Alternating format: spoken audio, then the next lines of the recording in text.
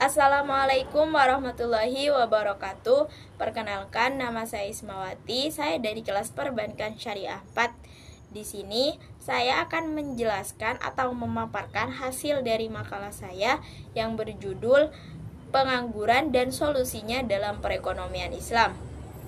Jika kita mendengar istilah pengangguran, itu sudah tidak asing lagi di telinga kita.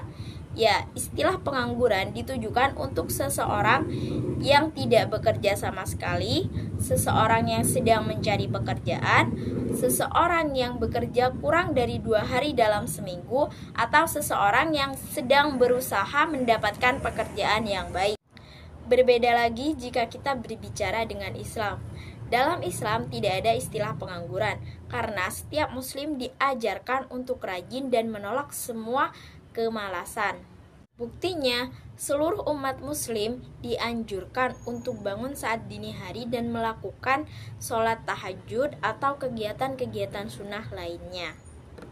Berbicara tentang pengangguran, pengangguran memiliki banyak sekali jenis jika dilihat dari berbagai aspeknya. Seperti halnya pengangguran yang dilihat berdasarkan penyebabnya itu terbagi menjadi 8 bagian. Yang pertama ada pengangguran friksional, ada pengangguran siklis, ada pengangguran struktural, ada pengangguran musiman, ada pengangguran jangka panjang, pengangguran klasik, pengangguran terselubung, dan pengangguran kasual. Berbeda lagi dengan pembagian pengangguran dalam Islam. Menurut Qardawi, pembagian pengangguran dalam Islam itu ada 2. Yang pertama pengangguran jabariyah dan yang kedua pengangguran hiyariyah. Pengangguran jabariyah atau terpaksa merupakan seseorang yang tidak mempunyai hak sedikit pun memilih status ini dan terpaksa menerimanya. Sedangkan pengangguran hiyariyah merupakan seseorang yang memilih untuk menganggur padahal pada dasarnya dia merupakan seseorang yang mampu untuk bekerja.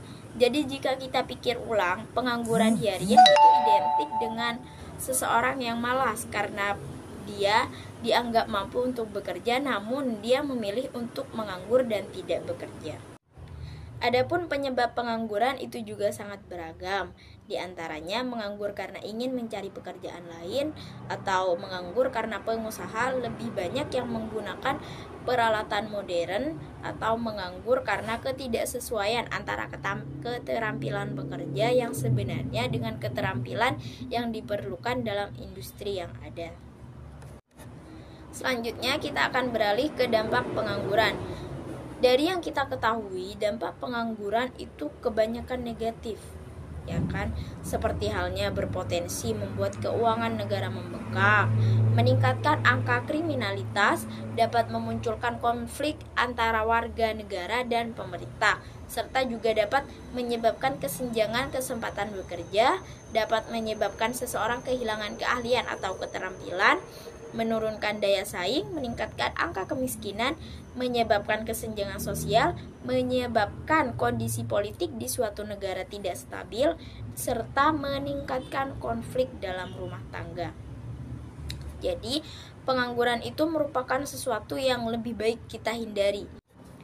Baik, setelah kita mengetahui apa itu pengangguran, apa saja pembagiannya, apa saja penyebabnya, dan apa saja dampak pengangguran, sekarang kita akan beralih ke solusi Islam terhadap pengangguran. Islam menawarkan 2 solusi terhadap pengangguran. Yang pertama, pemenuhan kebutuhan, dan yang kedua, menyelesaikan masalah kontrak kerja. Strategi pemenuhan kebutuhan di sini yang dimaksud adalah strategi pemenuhan kebutuhan pokok, yang mana pemenuhan kebutuhan pokok itu dibedakan antara pemenuhan kebutuhan pokok yang berupa barang dan pemenuhan kebutuhan pokok yang berupa jasa.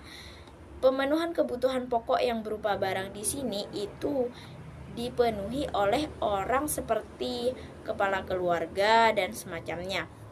Adapun kebutuhan pokok yang berupa jasa itu dipenuhi oleh seseorang seperti pemerintah dan semacamnya.